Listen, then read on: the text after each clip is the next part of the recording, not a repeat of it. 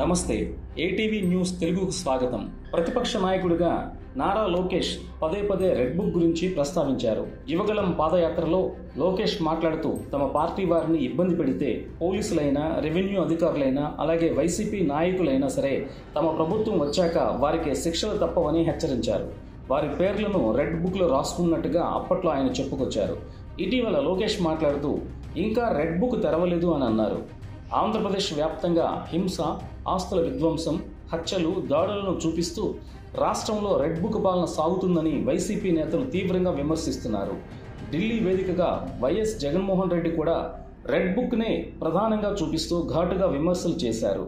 అలాగే ఇటీవల మీడియా సమావేశంలోనూ జగన్మోహన్ రెడ్డి మాట్లాడుతూ సీఎం కుమారుడు, రాష్ట్ర మంత్రి రెడ్ బుక్ పేరుతో ఫ్లెక్సీలు వేసుకుంటూ దారుణాలకు ఒడిగడితే కింది స్థాయికి ఎలాంటి సంకేతాలు పంపాలని ఆయన అనుకుంటున్నారని నిలదీశారు.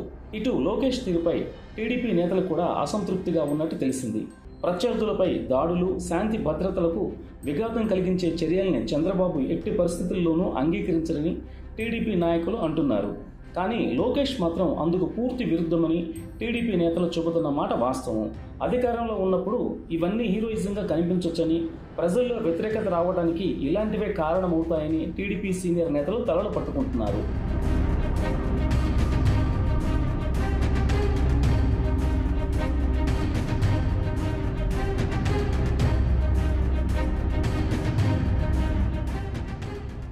రాజకీయ అనుభవం లేకపోవడంతో లోకేష్ అత్యుత్సాహం ప్రదర్శిస్తున్నారని, ప్రత్యర్థి పార్టీకి చెందిన నాయకులను లేకుండా చేయాలనే క్రమంలో కోరి సమస్యలు తెచ్చుకుంటున్నారని లోకేష్ పై సొంత పార్టీ నేతలే అసహనం వ్యక్తం చేస్తున్నారు.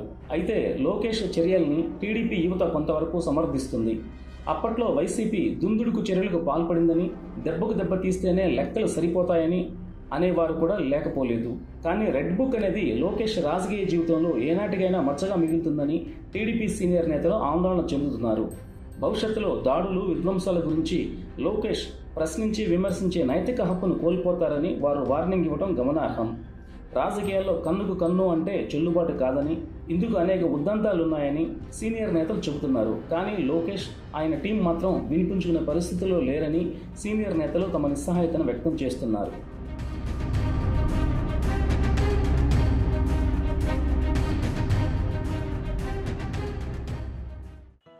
Hi, this is Shiva Reddy, Tollywood movie and mimicry artist. ATV Health, ATV Devotional and ATV News. Please subscribe, like and share.